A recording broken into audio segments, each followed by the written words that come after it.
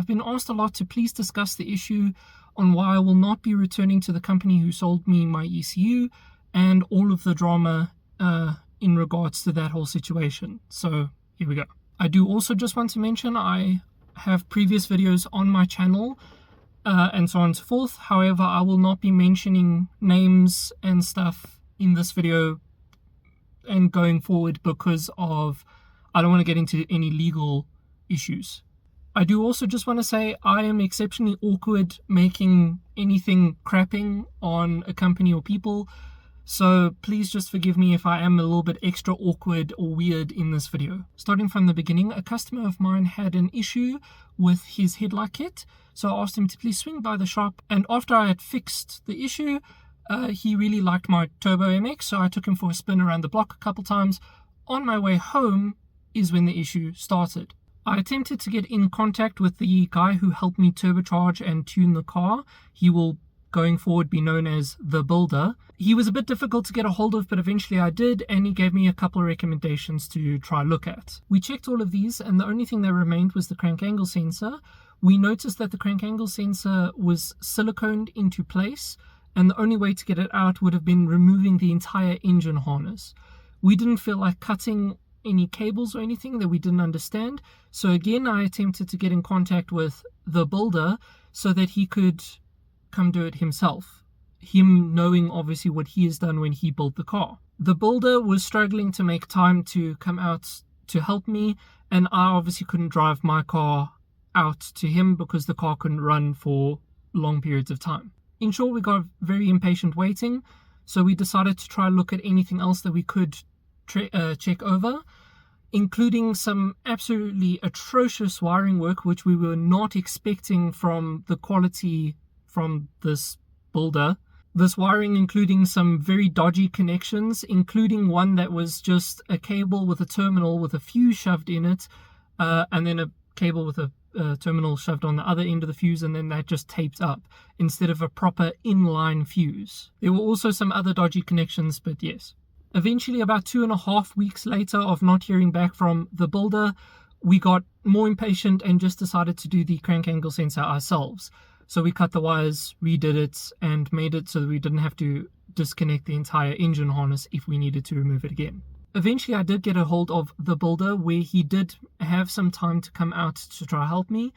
We spent the day and diagnosed and found out that if you put a timing light on the wiring for the coils, all 4 coils would suddenly lose signal, and then obviously that causes the car to die out. However, with the computer being plugged into the ECU, we could see the ECU was still saying that it was sending the signal, but the ECU was also getting a whole bunch of really odd readings throughout other things.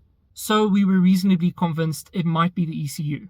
Now, I had brought the ECU to the company who makes them multiple times at this point, where I had asked them to please diagnose if there's anything wrong. They've plugged it onto their machines, they couldn't find anything. However, the next day, after attempting to diagnose the problem with the builder, took the car to the company with the ECU in hopes that maybe they could diagnose it altogether. However, when I got there, they basically did not want to hear anything I had to say on things that I had already changed and checked, and made me change spark plugs in front of them, of which was one of the very first things that I had attempted to change and check. At this point, it seemed clear that I would need a second ECU with a cloned map to at least help diagnose the issue, so I had my friend ship me his ECU, which is the exact same as mine. However, the ECU did have an issue, so I took it back to the company so that they could try fix the issue and then clone my map over. They told me they did, however, when I put it in the car, it still didn't work. At this point, unfortunately, between all the back and forth between the 2 ECUs, the little nipple for the pressure and boost on the ECU broke.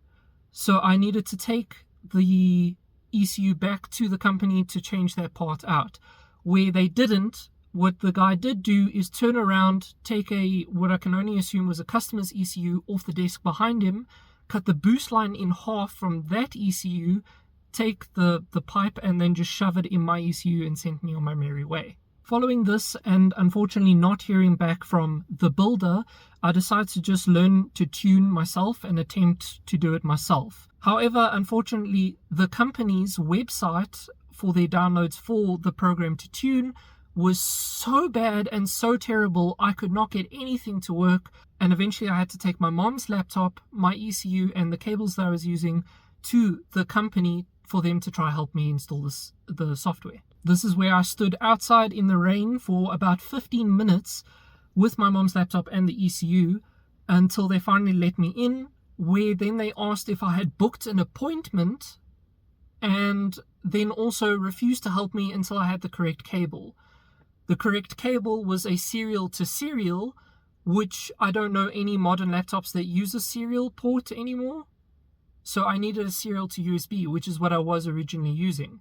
They told me that I have to be using a serial to serial with an adaptation that then goes to a serial to USB, which my computer tech side did not understand, because what's the difference? It's like having an extension cord plugged into an extension cord instead of just having one long extension cord.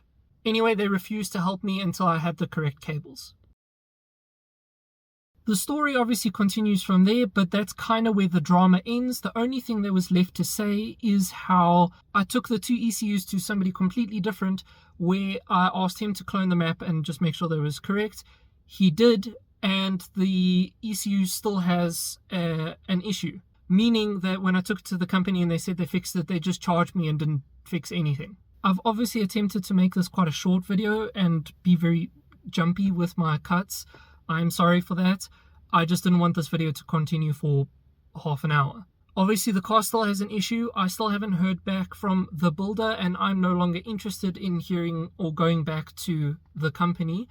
So at this point I'm just saving up until I can afford a completely new ECU from a completely different company, replace it, and then learn how to tune that myself so I can no longer be reliant on other people.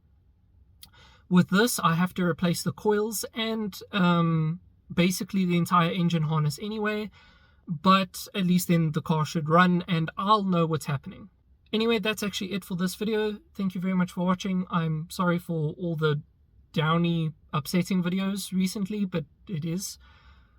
So until then, guys, thank you. Goodbye.